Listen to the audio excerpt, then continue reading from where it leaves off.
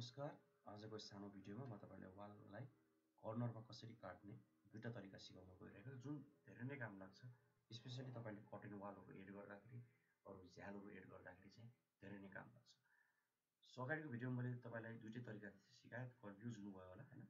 पार्ट-पार्टमा म तपाईलाई सिकाउँछु। सुरुबाट गरौँ है त। सो पहिला हामी के गरौँ, सबैले म डिलिट गर्छु। लेभल 1 मा गएर एउटा कर्नर वाल चाहिँ मैले बनाएँ 9 इन्चको सामान्य। यसमा चाहिँ हामी के गर्छौं भन्दाखेरि एडिट प्रोफाइल मेथडबाट चाहिँ गर्छौं। ओके, यसलाई क्लिक गर्ने, एडिट प्रोफाइलमा जाने अनि यहाँ जाने। त्यसपछि तपाईको मानौ झ्याल जुन लेभलमा आयो, जस्तै कि मानौ मैले यहाँ क्लिक गरे लगभग 1 फिट 6 इन्च हैन, लगभग यो डिस्टेन्स हाम्रो 3 फिट भयो। यहाँबाट पनि लगभगमा आए तल 1 fit 6 inch, something like this. मैले के गरे, कट गरे। अब मलाई यो प्रोफाइल बनाउनु छ कटिङको लागि भने मैले यहाँ लाइन तान्नु पर्ने हुन्छ। सो यो लाइन चाहिँ हाम्रो खासै चाहिँदैन, यो लाइन चाहिँ एक्स्ट्रा भयो। अब तपाईले यिनीले चाहिँ के गर्नु पर्यो, स्प्लिट टुलले चाहिँ यहाँ अलिकति स्प्लिट गरिदिने, टीआर कमान्ड ट्रिम एक्सटेन्ड गरिदिने। यति नै गर्ने हो, फिनिश गर्ने। यो चाहिँ भयो। अनि यहाँबाट हेरौँ, यो भन्दा मलाई अर्को मेथड चाहिँ मन पर्छ, एकछिनमा गर्छु म। एडिट प्रोफाइल अनि यहाँदेखि लगभग तपाईँ 3 फिट आउनुभयो, अनि यो आउनुभयो, यो आउनुभयो, स्प्लिट यो कर्नर गर्ने, टीआर यो कर्नर गर्ने। ठीक छ। यसरी चाहिँ हामीले वाललाई कर्नरमा काट्न सक्छौं। यो मेथड मलाई त्यति राम्रो लाग्दैन, यो भन्दा मलाई अर्को मेथड चाहिँ मन पर्छ। म तपाईलाई देखाउँछु है। वाल आर्किटेक्चर, यो वाल मैले कर्नरमा लिए, यसलाई सिलेक्ट गरे, यसलाई आइसोलेटमा हेरौँ। यहाँ चाहिँ हाइड आइसोलेट। यहाँनिर म के गर्छु, भोइड एक्सट्रुजन गर्छु।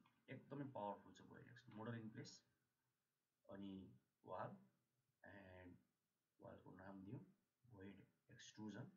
कुनै एउटा प्लेन पिक गर्नु होला, सेट पिक अ प्लेन। यो प्लेन मैले पिक गरे, सो अन पनि गर्न सक्नुहुन्छ। र यो भ्यूबाट म के गर्छु, तपाईको झ्यालको साइज अनुसारको यो भोइड एक्सट्रुजन गर्छु। यसलाई चाहिँ अलिकति बाहिर राख्दिनु होला। ठीक छ। अनि ओके गर्नु। यो जुन भोइड छ, यो भोइड तपाईको कति हो त्यो हिसाबले आफ्नो झ्याल अनुसार गर्नु। यो भोइड त भयो। अनि कटमा जाने, जुन वाललाई काट्नु छ त्यसलाई सिलेक्ट गर्ने, भोइडलाई सिलेक्ट गर्ने। यति पावरफुल छ कि यसलाई तपाईँ सार्न पनि सक्नुहुन्छ। फेरि यो भोइडलाई सिलेक्ट गर्ने हैन, कट टुलमा जाने, वाललाई सिलेक्ट गरेर यहाँ भोइड एक्टिभेट भइहाल्छ तपाईको। यो यति भर्सटाइल छ कि तपाईले यसलाई आफ्नो झ्याल मिलेन भने यसरी झ्याल पोजिसन अनुसार सार्न पनि सक्नुहुन्छ के। यो मेथड म तपाईलाई रिकमेन्ड गर्छु। चित्त बुझ्यो भने फिनिश गर्नुस्। यसरी चाहिँ तपाईले कर्नरमा काट्न सक्नुहुन्छ। एउटा चाहिँ भोइड एक्सट्रुजनबाट, एउटा चाहिँ तपाईले सिम्पल हाम्रो वालको प्रोफाइललाई एडिट गरेर पनि गर्न सक्नुहुन्छ। अब तपाईको इच्छा, तपाई कुन तरिकाले गर्नुहुन्छ। मलाई विश्वास छ यो भिडियो हेरिसकेपछि तपाईले अब कर्नरमा वालहरु काट्न आयो, जसले गर्दा तपाईलाई झ्यालहरु स्पेशली कटिङ वालहरु राख्दाखेरि तपाईलाई धेरै नै सजिलो हुन्छ। यहाँसम्म भिडियो हेर्नको लागि धेरै धेरै धन्यवाद।